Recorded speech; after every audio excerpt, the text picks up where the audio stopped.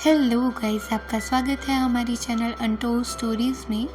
और आज मैं लेके आई हूँ आपके लिए साउथ की एक मज़ेदार सी सस्पेंस थ्रिलर मूवी जो आपको भी एक बार के लिए जानने पे मजबूर कर देगी कि आखिरकार इन सभी मौतों का राज क्या है।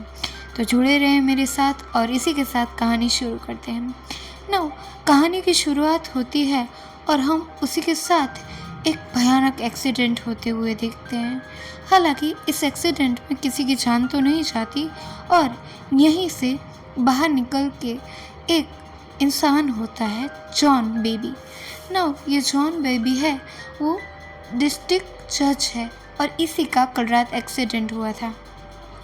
एक्सीडेंट में उसकी नाक भी टूट गई थी, जिसके लिए उसका फ्रेंड उसको यहाँ से पिकअप करने के लिए आया है और उसे बोलता है कि डॉक्टर ने कहा है कि तेरी नाक की सारी हड्डियाँ टूट गई है, तो कुछ टाइम के लिए, चाहे भले ये ऑकवर्ड लगे, पर तुझे ये मास्क कंटिन्यूअस पहन के रखना पड़ेगा।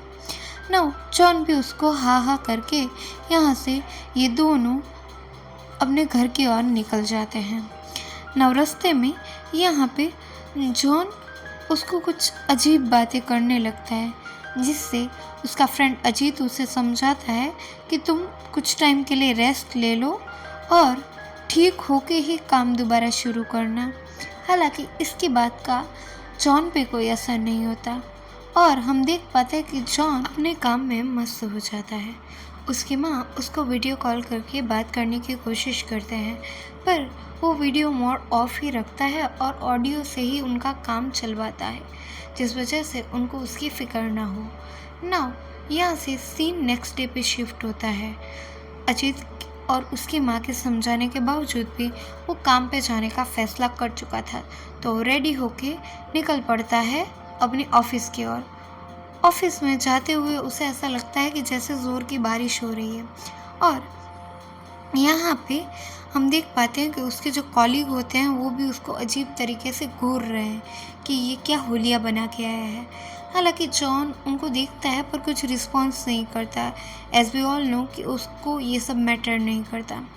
यहाँ से वो जाता है अपने सीनियर के पास और उन्हें अपनी एक्सीडेंट की स्टोरी बताता है और वो कुछ और काम की बातें करते हैं और यहाँ पे उसका सीनियर उसको अपना ध्यान रखने का बोल के यहाँ से जाने को बोल देता है और जॉन भी यहाँ से तुरंत ही निकल लेता है। पर उसका सीनियर उसे रुकने को बोलता है। वो किसी काम के लिए जा रहा था, तो वो चाहता है कि जॉन उसके साथ है। पहले तो जॉन ना नुकुर करता है, पर मजबूरी में वो उनके साथ चल पड़ता है। जब वो रास्ते में होते हैं तो जॉन उसे बताता है कि बारिश की वजह से वो उसके साथ नहीं आ पाएगा, उसे अपने घर पे काम है। जब जॉन ऐसा बोलता है तो उसका सीनियर और वो ड्राइवर दोनों ही उसको अजीब तरीके से घूरने लगते हैं, क्योंकि सच्चाई कुछ और थी जिससे जॉन अवेयर नहीं था। पर ये लोग इसको कुछ बोलते नहीं और उसको अपना ध्यान रखने का बोल के वहाँ से निकल जाते हैं। तभी जॉन जब गाड़ी से उतरता है तब उसे पता चलता है कि एक्चुअली यहाँ पे बारिश नहीं हुई, बल्कि उसे सिर्फ एहसास हो रहा है कि बारिश हो रही है। तो ये यहाँ से तुरंत ही एक मेंटल क्लिनिक पे जाता है, जहाँ पे वो साइकोलॉजिस्ट की हेल्प लेता है। यहाँ पे वो साइकोलॉजिस्ट इसे बताते हैं कि आपके एक्सीडेंट की वजह से आपको ओवर स्ट्रेस हो गया था, जिस वजह से आप अब चीज़ें हेल्यूसिनेट कर रहे हैं, जिस वजह से आपको अपना थोड़ा ज़्यादा ध्यान रखना पड़ेगा और टाइम के साथ आपकी ये बीमारी जल्द ही ठीक हो जाएगी। अभी यहाँ पे जॉन भी डॉक्टर की बात सुन के उनसे एग्री करता है और यहाँ से निकल जाता है। यहाँ से निकल के वो अपने दोस्त के पास जाता है और उसे अपनी आप बीती सुनाता है।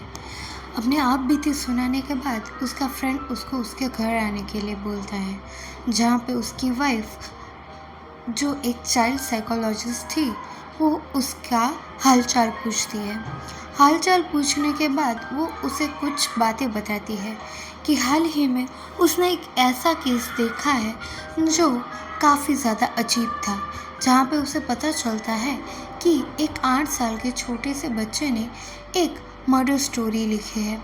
पता नहीं क्यों एक बार को तो मुझे भी ऐसा लगा कि शायद उसने टीवी में देख के ये लिखा होगा, पर ये शायद उतना नॉर्मल नहीं है। 8 साल के बच्चे को ये सब जानना शायद ठीक नहीं। जो जान के यहाँ पे जॉन को भी थोड़ा सा अजीब तो लगता है, पर फिलहाल के लिए वो इस चीज़ को सुन के फिर भूलने के लिए ट्राई करता है।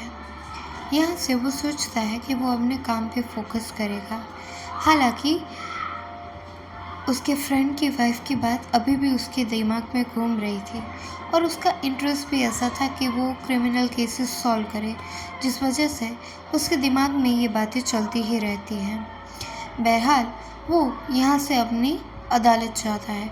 अदालत जाके भी उसे कई सारे लोग अजीब तरीके से घूरते हैं, जिसको वो कुछ खास रिस्पॉन्स नहीं करता। तभी अदालत से निकलते वक्त उसे फिर से ऐसा एहसास होता है कि बारिश हो रही है। हालांकि बारिश एक्चुअली नहीं हो रही थी, वो जस्ट हेल्यूसिनेट कर रहा था कि बारिश हो रही है। तो उसका फ्रेंड उसको एक ड्राइवर रखने के लिए बोलता है, जिस वजह से अगर वो स्टेबल नहीं है तो एटलीस्ट वो सेफ तो रहेगी। यहाँ पे उसको उसकी फ्रेंड की वाइफ का कॉल आता है, जो उसे आज फिर से बताती है कि उसी बच्चे ने आज फिर से एक मर्डर मिस्ट्री स्टोरी लिखी है, जो काफ़ी ज़्यादा सरप्राइजिंग था। यहाँ पे वो रिवील करती है कि निखिल जो है वो बेंगलोर से अभी शिफ्ट हुआ है, फिर भी उसने मलयाली में काफ़ी डीप में एक मर्डर स्टोरी लिखी है। तो शायद इसके पीछे कुछ ना कुछ हो सकता है। अभी ये दोनों मिलके इस मिस्ट्री को सॉल्व करने की कोशिश करने लगते हैं। यहाँ पे उसके फ्रेंड की वाइफ उससे उस स्टोरी का कुछ हिस्सा भी दिखाती है, जिस वजह से इस चीज़ के लिए जॉन का इंटरेस्ट काफ़ी ज़्यादा बढ़ जाता है। तो कहता है कि हमें एक बार निखिल की मम्मा से मिलना चाहिए, पर यहाँ पे वो बताती है कि ऐसा पॉसिबल नहीं है, बिकॉज शर्मिला जो है निखिल की मम्मा, वो काफ़ी ज़्यादा ओवर प्रोटेक्टिव लेडी है, जो अपने बच्चे को ऐसे किसी से भी मिलने नहीं देंगी। तो हमें कुछ और रास्ता ढूंढना चाहिए। पर यहाँ पे जॉन तो अपना मन बना चुका था, तो उसने कहा कि तुम उनसे एक बार बात कर लो, फिर आगे का सॉल्यूशन तो हम देख ही लेंगे। ऐसा कह के वो यहाँ से निकल जाता है। कुछ दिनों बाद वो शर्मिला के घर पे जाते हैं, जहाँ पे शर्मिला पहले तो काफ़ी ज़्यादा रूड बिहेव करती है उनके साथ, एज इफ़ उसे कोई इंटरेस्ट नहीं है कि उसके बेबी से कोई मिले और उसके साथ ऐसी मर्डर्स वाली बातें करे। और वो जॉन को साफ साफ मना कर देती है निखिल से मिलने के लिए। पर जॉन भी यहाँ पे एक टैक्टिक यूज़ करता है कि वो बोलता है कि अगर आपको हमसे नहीं मिलवाना तो कोई बात नहीं, हम अगर मर्डर की बात हो रही तो हम इस चीज़ को पुलिस को इन्फॉर्म करेंगे, जिस वजह से अभी शर्मिला बेमन से उसको निखिल से मिलने की परमिशन दे देती है ना। जब जॉन निखिल से मिलता है तो वो काफ़ी हद तक उसको इम्प्रेस कर देता है, जिस वजह से यहाँ पे इन दोनों की फ्रेंडशिप हो जाती है और जॉन और निखिल काफ़ी ज़्यादा अच्छी तरीके से बात करते हैं, जो देख के कुछ देर बाद शर्मिला उसको निखिल की लिखी हुई एक मर्डर स्टोरी देती है। हालांकि ये अवेयर नहीं है कि उसका बेटा ऐसी स्टोरी कैसे लिख रहा है, पर वो भी कहीं ना कहीं चाहती है कि उसकी इस प्रॉब्लम का सॉल्यूशन उनको मिले। यहाँ से वो निकल पड़ता है निखिल की लिखी गई स्टोरी की जगह पे जाने के लिए। वहाँ पे जाके वो वहाँ के लोकल पुलिस वालों का सपोर्ट लेता है। उनको ये बताता है कि उसके एक केस में आया हुआ क्रिमिनल ने बताया था कि उन्होंने बहुत सारे पैसे यहाँ पे छुपा के रखे हैं, तो उसको एक हरे तालाब में उन्होंने छुपा के रखा है। तो आपको कोई ऐसी जगह पता है तो प्लीज़ मुझे वहाँ पे लेके चलो। तो पुलिस वाले भी उसको एक ऐसी जगह सजेस्ट करते हैं ना। वहाँ पे जाके ये कुछ स्विमर्स को बुलाते हैं, जो पानी की गहराइयों में जाके वहाँ पे इन्वेस्टिगेट कर सकें। कुछ देर की छानबीन के बाद उन तैराकों को एक स्केलेटन मिलता है ना। ये जान के ये सभी काफ़ी ज़्यादा हैरान हो जाते हैं और उनको ऐसा लगता है कि जॉन ने पहले कोई फेक स्टोरी बनाई थी और उसे शायद पहले से ही पता था कि यहाँ पे किसी इंसान की जान गई है। पर जॉन अपनी बात पे कायम रहता है और वो इस बॉडी को फॉरेंसिक्स के लिए भेजता है कि आखिरकार ये किसकी डेड बॉडी है और कैसे इस आदमी की मौत हुई थी। नाउ यही बात वो अपने फ्रेंड और फ्रेंड की वाइफ को भी बताता है कि निखिल की बताई हुई स्टोरी सच है, जो जान के वो काफ़ी ज़्यादा शॉक हो जाते हैं और वो इस चीज़ के बारे में और ज़्यादा क्यूरियस हो जाते हैं। नेक्स्ट डे हम जॉन को फिर से उसकी अदालत में देख पाते हैं और यहाँ पे वो अपने सीनियर से फिर से कुछ इम्पॉर्टेंट बातें करता है और कुछ अजीब सी बातें। यहाँ पे उसके सीनियर उसे समझाते हैं कि उसको इन सब मामलों में नहीं पड़ना चाहिए और उससे आखिरकार उस बॉडी के बारे में पता कैसे चला। तो यहाँ पे जॉन फिर से एक नया झूठ बोलता है कि उसको जो क्रिमिनल्स होते हैं उनकी मेंटालिटी जानने में बहुत ज़्यादा इंटरेस्ट है, दैट्स वाई उसने ये सब किया है। तो यहाँ पे उसका सीनियर भी उसको एक सरप्राइजिंग बात बताता है कि जो स्केलेटन उनको मिला है वो आज से 30 साल पहले का है, जो काफ़ी ज़्यादा शॉकिंग है क्योंकि इतने टाइम बाद ऐसे किसी स्केलेटन का मिलना और फिर उसके बारे में जानना काफ़ी ज़्यादा शॉकिंग था जॉन के लिए। अभी जॉन यहाँ से जाता है शर्मिला के पास और वो उसको बताता है कि उसके बारे में मतलब कि उसके बेटे ने जो बताई वो स्टोरी सारी सच है और ये दोनों अभी इस बारे में सोचते हैं कि आखिरकार इतने छोटे बच्चे को ऐसी बातें समझ कैसे आती है और बताएगा कौन। तो यहाँ पे शर्मिला बताती है पॉसिबल है कि सचिन जो उसके हस्बैंड थे जिनकी एक्सीडेंटल डेथ हो गई थी वो उसके पापा को ऐसी हॉरिफाइंग स्टोरी, यानी कि वो पहले एक रिपोर्टर थे तो वो अपनी क्राइम स्टोरी सपने में आके अपने बेटे को बताते हों, पर शायद ऐसा ना भी हो। इसी दौरान हम देख पाते हैं कि शर्मिला और जॉन की फैमिली काफ़ी ज़्यादा क्लोज आ जाती है और कुछ वक्त बाद निखिल फिर से बोलता है कि मुझे और भी बहुत सारी क्राइम स्टोरीज़ पता है, क्या मैं आपको बताऊं एक और मर्डर स्टोरी। पर इस बार जॉन उसके लिए रेडी नहीं, तो जॉन उसको मना कर देता है कि नहीं बेटा आज नहीं, और वो इस बार निखिल की इस बात को टाल देता है। उसके मन में कहीं ना कहीं शर्मिला की बात थी कि अगर सचिन सच में आके इसको ये सब स्टोरी बता रहा है, आखिर इन सब स्टोरी के पीछे का राज क्या है। खैर वो यहाँ से निकल जाता है और उसी पुलिस इंस्पेक्टर से मिलने जाता है, जहाँ पे वो पुलिस वाला बताता है कि जो स्केलेटन उनको मिला था वो एक मोहन नाम के इंसान का स्केलेटन था, जिसकी मौत आज से 30 साल पहले हो चुकी थी। उसकी मौत पानी में पत्थर के साथ उसको ज़िंदा डुबा दिया गया था, जिस वजह से उसके सर पे भी काफ़ी ज़्यादा चोट लगी थी। पर उस टाइम पे उसकी एक ही मिसिंग रिपोर्ट लिखवाई गई थी, जिसके बाद उसके बारे में कोई ख़ास जांच पड़ताल नहीं हुई। पर अभी अचानक ये सब कैसे हो रहा है वो भी इस चीज़ को समझने के लिए कैपेबल नहीं है ना। पुलिस वाले को इसमें काफ़ी हद तक जॉन पे भी डाउट होता है, पर वो इसको कौन से बेस पे जज करे वो समझने के लिए कैपेबल नहीं है।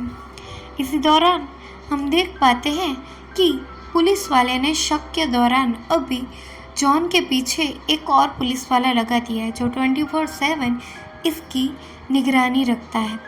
इसी दौरान जब ये लोग दोबारा मिलते हैं शर्मिला एंड जॉन, तभी शर्मिला अपनी पास्ट लाइफ के बारे में बताती है कि उसकी फैमिली में कोई नहीं है और उसने इंटरकास्ट मैरिज की थी सचिन के साथ। सचिन की फैमिली ने कभी उसको एक्सेप्ट नहीं किया, जिस वजह से उसकी जब एक एक्सीडेंटल मौत हो गई थी लिफ्ट में फंस जाने के बाद, उसके बाद से वो अकेली ही रहना पसंद करती है। और यहाँ से इसके बारे में और जानने के लिए जॉन निकल पड़ता है।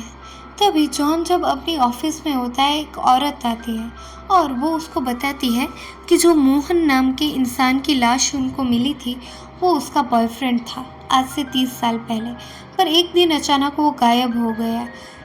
तो पता नहीं क्यों उसने बहुत ढूंढा पर नहीं मिला। उसके बाद वो औरत एक अजीब बात बोलती है कि क्या मोहन की आत्मा ने उसको ये सब सच बताया है, जो जान के यहाँ पे जॉन काफ़ी ज़्यादा डर जाता है। एज इफ हमें पता है कि वो बहुत ज़्यादा हेल्यूसिनेट करता है, जिस वजह से वो उस औरत को कुछ जवाब नहीं देता और वहाँ से जाने के लिए बोल देता है। अभी ये फिर से अपने फ्रेंड के घर पे जाके ये डिस्कस करने लगते हैं कि आखिरकार एक छोटा बच्चा ये सब चीज़ें जान ही कैसे सकता है। अभी शर्मिला एंड जॉन फिर से मिलते हैं ना। यहाँ पे शर्मिला बताती है कि उसकी सिंगापुर में जॉब लग गई है, तो अभी वो और निखिल यहाँ से निकल जाएंगे, जिसके बाद शायद निखिल ये सब स्टोरीज भूल जाए और उसका ये जो ट्रॉमा है वो भी ख़त्म हो जाए। यहाँ पे जॉन कुछ बता नहीं पाता शर्मिला को और यहाँ से भी वो निकल जाता है। पर इन लोगों के यहाँ से जाने से पहले एक बार फिर से जॉन निखिल से मिलता है और इस बार वो कहता है कि क्या वो उसे फिर से कोई मर्डर स्टोरी सुनाएगा। तो निखिल भी वैसा ही करता है और निखिल उसको एक दूसरी मर्डर स्टोरी सुनाता है, जिसमें निखिल फिर से एक स्पेसिफिक गांव की जगह के बारे में बात करता है और उसकी इंसान की मौत कीचड़ में धंसने की वजह से हुई थी वो भी क्लियर करता है। अभी वो इन्फॉर्मेशन लेके जॉन फिर से निकल पड़ता है उसी जगह की ओर। इस बार भी वो इनडायरेक्टली वहाँ की लोकल पुलिस से सपोर्ट लेता है, पर 30 साल के लंबे अरसे के बाद वो जगह काफ़ी हद तक बदल चुकी थी। पर वो पुलिस वाला उसे बताता है कि जब आज से 30 साल पहले यहाँ के अगर हम क्राइम रिकॉर्ड्स चेक करें तो यहाँ पे कुछ आदमियों की हत्या हुई थी इसी तरीके से, जो जान के इस बार जॉन का दिमाग काफ़ी ज़्यादा हिल जाता है कि आखिरकार इन मौतों के पीछे का राज क्या है और आखिरकार निखिल इसकी सच्चाई कैसे जान सकता है। इसी कन्फ्यूजन के दौरान वो यहाँ से निकल जाता है और इस बार वो फिर से शर्मिला से बात करता है। वो शर्मिला को कुछ बताना चाहता है कि वो यहाँ से निकलने से पहले उसके साथ कुछ टाइम तक रहना चाहता है, उसके और निखिल दोनों के साथ। और हम देख पाते हैं कि वो जो पुलिस वाला जॉन का पीछा कर रहा था वो उसका पीछा करते दौरान उसका एक्सीडेंट हो जाता है, जिस वजह से वो मना कर देता है कि वो और कोई काम कर लेगा, पर अब ये जासूसी का काम उससे नहीं होगा ना। यहाँ पे हम देख पाते हैं कि ये लोग जाने से पहले सारा पैकेजिंग कर रहे थे। उस रात किसी वजह से जॉन उन्हीं के घर पे रुक जाता है और रात को अचानक ही उसकी आँख खुलती है। जब उसकी आँख खुलती है तो उसे थोड़ी सी फुसफुसाहट की आवाज़ आती है ना। इस आवाज़ को सुन के वो पूरा घर चेक करने लगता है। जब वो घर को चेक करता है तो उसे पता चलता है कि एक कमरे में शर्मिला खुद अपने बेटे निखिल को नींद में ही ये सारी मर्डर स्टोरी सुना रही है और यहाँ से उसे इन मर्डर मिस्ट्रीज़ का राज पता चल जाता है। पर शर्मिला को भी ये स्टोरीज आखिर कैसे पता चली और इनके पीछे का राज क्या है, आखिरकार ये मर्डर किसने किए हैं, वही जानना बाकी है। तो यहाँ पे जॉन डिसाइड करता है कि वो जल्द से जल्द शर्मिला से इस बारे में डिस्कस करेगा। पर शर्मिला से ये सब कहने से पहले एक बार वो अपने दोस्तों को इन बारे में इन्फॉर्म कर देता है और उसके कुछ समय बाद वो शर्मिला को बुलाता है और उसको उसकी मेंटल हेल्थ और सच्चाई के बारे में बताता है, जो जान के शर्मिला काफ़ी ज़्यादा शॉक हो जाती है। इसके बाद उसका एक्चुअल पास्ट जानने के लिए वो अपने साइकोलॉजिस्ट फ्रेंड के पास जाते हैं, जहाँ पे वो बताती है कि शायद जैसे शर्मिला नींद में अपने बच्चे को ये स्टोरी सुना रही है, पॉसिबल है कि उसको भी कभी किसी ने ऐसे ही नींद में ये सारी स्टोरी सुनाई होगी। तो इसके लिए इम्पॉर्टेंट है कि पहले शर्मिला के पास्ट को खंगाला जाए ना। यहाँ पे हमें पता चलता है कि शर्मिला की फैमिली में तो खास कोई नहीं, उसकी माँ थी राधा रानी और उनके जाने के बाद वो काफ़ी ज़्यादा अकेली हो गई थी, तो उसके एक अंकल ने उसको संभाला था। पर अब वो कहाँ है, वो कुछ खास आइडिया नहीं। तो ये जिम्मेदारी जॉन और उसके फ्रेंड अपने कंधों पे लेते हैं और वो उन अंकल को ढूंढना शुरू करते हैं। काफ़ी ज़्यादा कोशिशों के बाद उनको फाइनली वो अंकल मिल जाते हैं और उनके पास वो शर्मिला को लेके जाते हैं। ना अभी हम देख पाते हैं कि विश्वनाथ जो है वो एक छोटी सी जेरोक्स की दुकान चलाता है, और जब वो शर्मिला को वहाँ पे लेके जाता है जॉन और बताता है कि अंकल ये देखो ये शर्मिला है, क्या आप इसको जानते हो, जो जान के वो अंकल वहीं पे बेहोश हो जाते हैं। और यहाँ से ये लोग उनको हॉस्पिटल में लेके जाने का फैसला कर लेते हैं कि उनको एज इफ़ पास्ट जानने के लिए इनकी रक्षा करना बहुत ज़्यादा ज़रूरी है। हॉस्पिटल में एडमिट होने के बाद यहाँ पे ये लोग आपस में काफ़ी ज़्यादा डिस्कस करते हैं कि क्या इनको सच्चाई पता होगी भी या नहीं। फिर भी जब वो अंकल होश में आते हैं तब वो रिवील करते हैं कि वो शर्मिला की माँ राधा रानी से बहुत ज़्यादा प्यार करते थे, वो उनके क्लोज़ फ्रेंड थे और उनके जाने के बाद उन्होंने शर्मिला का ख्याल रखा। शर्मिला का पास्ट ऐसा क्यों है वो तो उन्हें पता नहीं, पर वो चाहेंगे कि शर्मिला की जो भी प्रॉब्लम है वो सॉल्व हो जाए। तो यहाँ से ये लोग ये बातें सुन के काफ़ी हद तक कन्विंस हो जाते हैं, पर आखिर राधा रानी यानी कि शर्मिला की माँ की मौत कैसे हुई ये काफ़ी ज़्यादा मिस्टीरियस था, जो ये लोग जानना तो चाहते हैं पर अंकल यहाँ पे कुछ क्लियर नहीं करते। तो यहाँ से अभी के लिए ये लोग निकलने का फैसला कर लेते हैं। अब उन सभी के जाने के बाद शर्मिला यहाँ पे फिर से मिलती है विश्वनाथ से, जहाँ पे विश्वनाथ कन्फेस करता है कि उसके बचपन में उसने ही उसकी पापों से बचने के लिए उसको ये सब स्टोरी बताई थी। यानी कि वो एक पॉलिटिकल पार्टी से जुड़ा हुआ था जहाँ पे उसे ऐसे काम करने पड़ते थे, पर वो उस पाप में जीना नहीं चाहता था। तो वो रिलैक्स होने के लिए पहले उसकी माँ राधा रानी को ये सब सच्चाई बताता था, और जब उसकी माँ की मौत हो गई उसके बाद वो उसको ये सब स्टोरीज बताता था। जो जान के यहाँ पे शर्मिला बोलती है कि आप इन सब झमेलों में ना फंसो, इसलिए आप सुबह होते ही यहाँ से निकल जाना। दूसरी तरफ हम देख पाते हैं कि जॉन को निखिल की कंडीशन देख के कुछ अजीब सा लगता है और उसको विश्वनाथ की बातों पे भरोसा नहीं, और यहाँ पे निखिल उनको एक और स्टोरी सुनाता है, मर्डर स्टोरी, जिसमें वो बताता है कि जो विश्वनाथ है उसने ही उसकी नानी को यानी कि राधा रानी को मारा था। और दूसरी ओर हम देख पाते हैं कि हॉस्पिटल में विश्वनाथ है, उसने भी अपना असली रंग दिखा रहा है। शर्मिला को पता चलता है कि जैसे तुम्हारे बेटे ने तुम्हें एक एक करके दूसरी क्राइम स्टोरी बताई है, वैसे ही ये वाली मर्डर स्टोरी भी वो तुझे जल्दी ही बताएगा। वो जानने के बाद तुम मेरे लिए खतरा बनो कि तुम्हारी माँ को मैंने मारा है, इससे पहले ही मैं तुम्हें ख़त्म कर दूँगा।